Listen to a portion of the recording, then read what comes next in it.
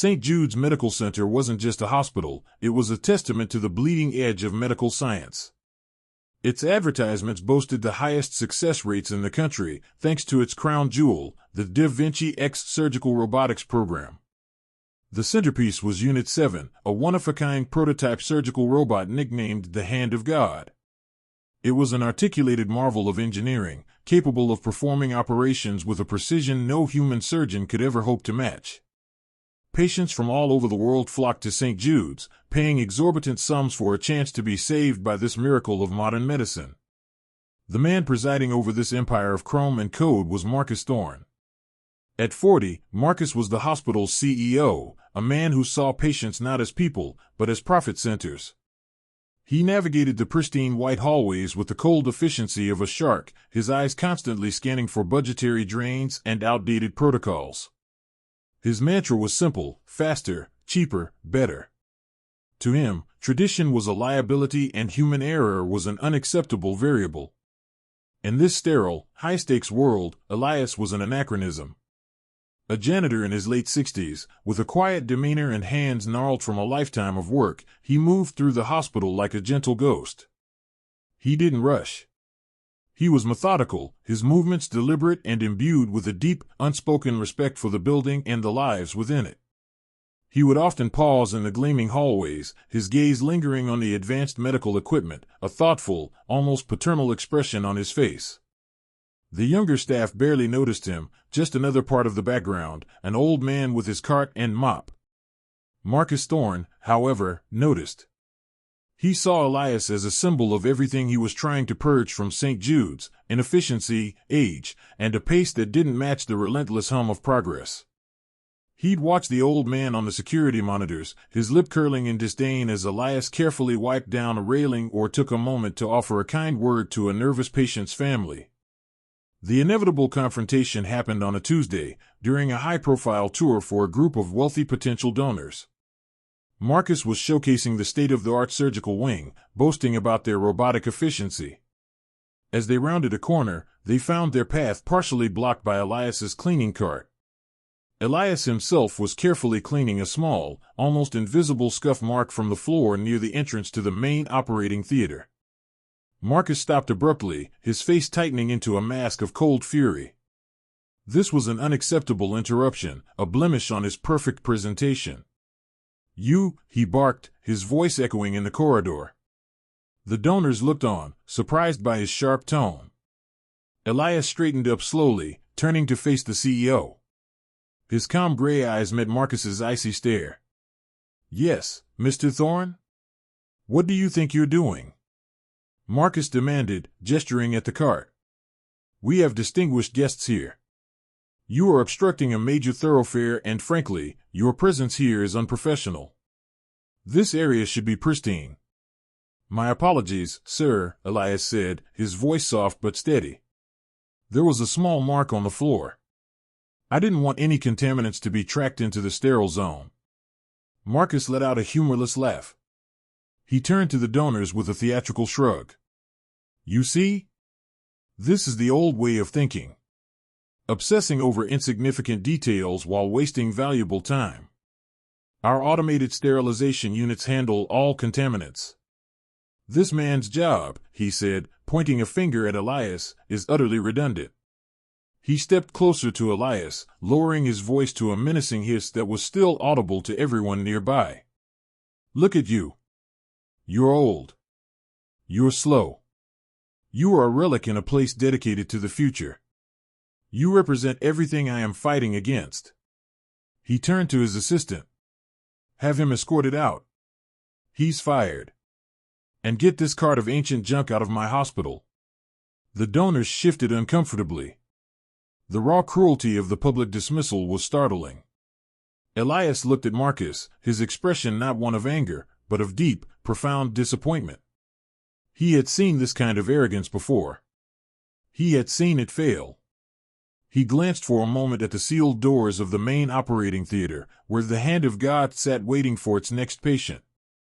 A shadow of concern crossed his face.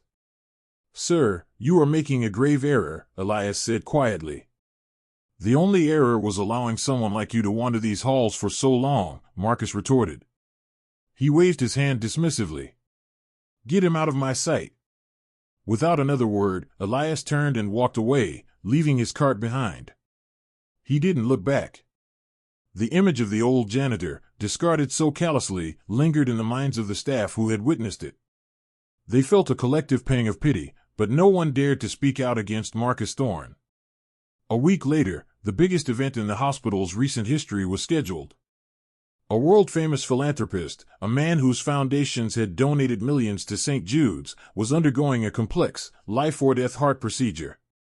The operation was to be performed by the hand of God, piloted by the hospital's star surgeon, Dr. Lena Petrova.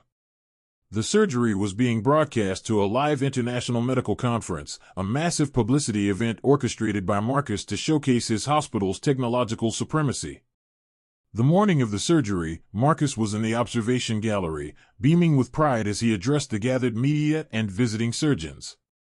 Below, in the operating theater, Dr. Petrova sat at the master console, her hands in the controllers, ready to begin. The patient lay on the table, the gleaming chrome arms of Unit 7 poised above him like a metallic deity. And now, Marcus announced, his voice filled with triumph, you will witness the future of medicine. Dr. Petrova made the first incision. The robotic arm moved with impossible grace. But then, something went wrong. A small, almost imperceptible tremor ran through the arm. On the monitor, a single line of cryptic error code flashed in a corner of the screen before vanishing. Dr. Petrova paused. Slight tremor on arm 3, she reported, her voice calm. Running a microdiagnostic. The diagnostic came back clear. She cautiously resumed the procedure. A few seconds later, the arm didn't just tremble. It froze. Completely. Alarms began to blare, soft at first, then rising to a frantic pitch. The live feed to the conference was abruptly cut. Panic erupted in the observation gallery. In the operating room, Dr. Petrova worked furiously at her console, but the robot was unresponsive. I'm locked out. The system is completely frozen. Manual override is not responding. The patient was open on the table, his life hanging by a thread. The multi-million-dollar robot was now nothing more than a lethal, immovable obstacle. Marcus Thorne's face was a mask of horror. His triumphant day had turned into an absolute nightmare. Get the engineers. Get the manufacturer. Get them now, he screamed into his intercom. The hospital's top engineers swarmed the operating room, their faces grim. They tried everything, but the system was a fortress. It was locked down tight. They called the German company that had manufactured the robot's hardware. Their top technicians were baffled. The hardware is fine, they reported. This is a software issue. It's in the core operating system. We can't touch that. It's a proprietary black box. What do you mean, a black box? Marcus raged. Who wrote it? The head engineer, a man named Ben, looked terrified. That's the problem, sir. The core OS, the entire logic system that makes Unit 7 so special, wasn't written by a company. It was designed by one man. A legendary biosystems architect who created it years ago as a private project. The hospital acquired the rights under a highly secretive contract. He was a recluse, a genius who didn't want fame. He licensed it to us on the condition of absolute anonymity. Then find him. Marcus yelled, his voice cracking with desperation. I don't care what it costs. Ben swallowed hard, holding up a tablet. We've been trying to find any information on him for the past hour. The contract is ironclad. His name is sealed. The only thing we have is the original design signature he used. The code name he worked under. Ben turned the tablet towards Marcus. On the screen was a single, elegant symbol, a stylized caduceus intertwined with a simple mop and bucket. Beneath it was the code name, the Janitor. In the antechamber of the operating room, a young nurse, who had witnessed Elias's firing, was looking at the symbol on a monitor. Her eyes went wide. She remembered seeing that same symbol, faded and worn, on the side of the old janitor's cart. The cart he had left behind. She ran to the storage closet where it had been shoved. There it was. The faded symbol. And taped to the inside of a bucket was a small, laminated card. It was an old hospital ID, one she had never seen before. The photo was of a much younger Elias, his eyes sharp and brilliant. And the name printed beneath it was not Elias. It read, Dr. Alistair Finch, Director of Biorobotic Engineering. The nurse's hands trembled as she realized the horrifying truth. She turned and sprinted towards the observation gallery, clutching the ID card. She burst through the doors, her voice filled with a mix of terror and awe. Mr. Thorne, she cried out, holding up the card. We didn't just fire a janitor. We fired the man who built the machine. The laminated ID card felt like a lead weight in Marcus Thorne's hand. Dr. Alistair Finch. The name echoed in his mind, a ghost from the hospital's foundational legends. Finch was the mythical figure, the genius who had pioneered minimally invasive robotic surgery before vanishing from the public eye decades ago to pursue his work in private. He was the architect of their success, the mind behind the hand of God. And Marcus had cast him out like trash. The world seemed to shrink around him, the panicked shouts of the medical staff fading into a dull roar. He looked through the glass at the unfolding disaster below. The patient's life was slipping away with every passing second, held hostage by the very machine designed to save him. There was only one possible solution. Find him, Marcus choked out, his voice hoarse with desperation. Find Elias. Find Dr. Finch. Now. It took them less than 20 minutes. He wasn't living in a mansion or a secluded estate. His address was a small, modest apartment in a quiet, older part of the city, the kind of place you would never look at twice.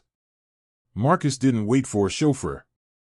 He ran to his own car, with Ben, the head engineer, in the passenger seat, and sped through the city, breaking every traffic law. They found him in his small workshop in the back of his apartment. It wasn't a high-tech lab, but a simple, beautifully organized space filled with tools, blueprints, and small, intricate mechanical models. Alistair, Elias, was at his workbench, calmly soldering a delicate piece of circuitry for a child's robotic toy. He looked up as Marcus burst in, his face pale and sweat-stained. Alistair showed no surprise, only a quiet, weary resignation. Dr. Finch, Marcus began, his voice trembling. There's been an incident. Unit 7. It's frozen. There's a patient on the table. A man's life is at stake. Alistair set down his soldering iron, his movements unhurried. He looked at Marcus, his calm gray eyes seeming to see right through the CEO's panicked facade to the hollow ambition beneath. An incident, Mr. Thorne? Or a predictable outcome? I don't understand, Marcus pleaded. The diagnostics are clear. The hardware is perfect. You never understood, Alistair corrected him gently. You saw a machine. I built an instrument. Unit 7 isn't just code and wires, it has a heuristic learning core. It learns from every procedure, every tremor of the surgeon's hand. It feels. It has a sense of balance. Harmony.